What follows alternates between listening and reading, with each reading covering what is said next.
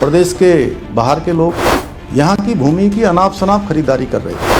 इसलिए हमने राज्य में सख्त भू कानून लागू करने का भी ऐतिहासिक फैसला लेने का काम किया है। धामी सरकार के भू कानून की उड़ रही धज्जियां। 500 वर्ग मीटर की सीमा के बावजूद हजारों वर्ग मीटर की रजिस्ट्री पर सवाल। भू कानून फेल या अधिकारियों का खेल। 2500 वर्ग मीटर जमीन खरीद का मामला गरमाया। उत्तराखंड की जमीन पर बड़ा खुलासा। शिकायत के बाद जांच के आदेश। अधिकारियों की भूमिका भी कटघरे में। उत्तराखंड में मुख्यमंत्री पुष्कर सिंह धामी की सरकार ने राज्य के संसाधनों और जमीनों की सुरक्षा के लिए सख्त भू कानून लागू करने का दावा किया, लेकिन नैनीताल जिले के रामगढ़ क्षेत्र से सामने आया एक मामला इन दावों पर सवाल खड़े कर रहा है। उत्तराखंड में लागू भू कानून और पूर्व में लागू भूमि खरीद नियमों की खुलेआम अनदेखी करते हुए बाहरी व्यक्तियों को निर्धारित सीमा से कहीं अधिक जमीन की रजिस्ट्री कर दी गई है। इतना ही नहीं, खरीदी गई जमीन पर नियमों के विपरीत होटल और पर्यटन गतिविधियों का संचालन भी कराया जा रहा है। फिलहाल इन आरोपों की जांच प्रशासनिक स्तर पर शुरू हो गई है। नैनीताल जिले के रामगढ़ क्षेत्र में दिल्ली निवासी विकास कुमार ने मुख्य सचिव, कुमाऊं आयुक्त, जिलाधिकारी नैनीताल सहित कई अधिकारियों को शिकायत भेजकर गंभीर आरोप लगाए हैं। शिकायत के अनुसार दिल्ली निवासी धर्मवीर मान और उनके परिजनों ने साल 2006 और 2021 के बीच कई रजिस्ट्रियों के माध्यम से लगभग 2503.34 वर्ग मीटर भूमि खरीदी, जबकि मानकों के अनुसार उत्तराखंड में बाहरी व्यक्ति अपने परिजनों के साथ संयुक्त रूप से बिना अनुमति के 500 वर्ग मीटर से ज्यादा जमीन नहीं खरीद सकता। शिकायतकर्ता के अनुसार संबंधित अधिकारियों ने नियमों का पालन कराने के बजाय अवैध तरीके से रजिस्ट्रियां कर दी। यही नहीं, कई शपथ पत्रों में पहली बार भूमि खरीदने की जानकारी दी गई, जबकि पहले से भूमि खरीद का रिकॉर्ड मौजूद था।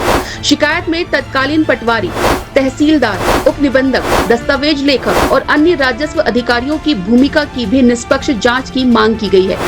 आरोप में यहां तक कहा गया है कि एक आवासीय भूमि को बाद में कृषि भूमि के रूप में दर्शाकर दोबारा पंजीकरण कराया गया, जिससे सरकारी स्टाम्प शुल्क और राजस्व को भारी नुकसान पहुंचाया गया। मामला यहीं तक सीमित नहीं है।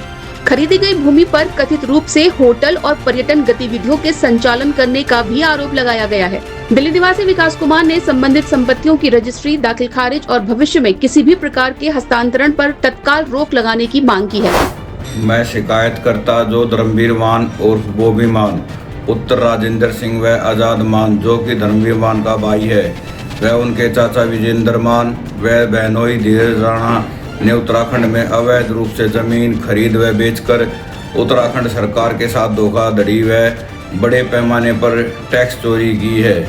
जो ये सभी परिवार के व्यक्ति 2005 के बाद उत्तराखंड में जमीन खरीदी है और बाद में नैनीताल का स्थायी निवासी बताकर सरकार के साथ धोखाधड़ी की है, जिसकी विवरण सहित मैंने मुख्य सचिव व उत्तराखंड सरकार के कई विभागों में इसकी शिकायत की है। अतः मेरी उत्तराखंड सरकार से प्रार्थना है कि इन सभी लोगों के खिलाफ उचित कार्रवाई की जाए।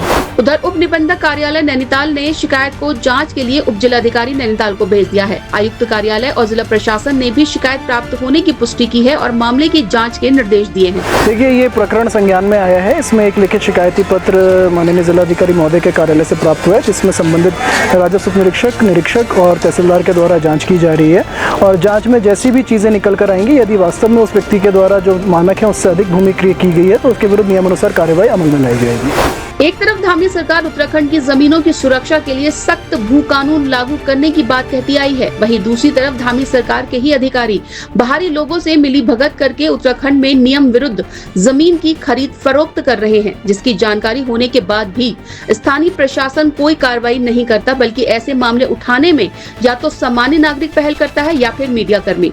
फिलहाल इस मामले को लेकर एसडीएम नैनीताल ने जांच करने के बाद उचित कार्रवाई करने की बात कही है। अब देखना ये खास होगा कि अगर जांच में नियम विरुद्ध खरीदी गई जमीन और अवैध होटल की गतिविधि पाई जाती है तो क्या प्रशासन स्तर पर कार्रवाई की जाएगी या फिर इस मामले को भी ठंडे बस्ते में डाल दिया जाएगा।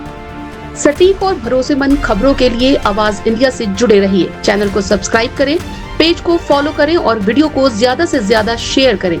आपका एक सब्सक्राइब, एक लाइक और एक शेयर हमें और ज्यादा बेहतर पत्रकारिता के लिए प्रेरित करता है।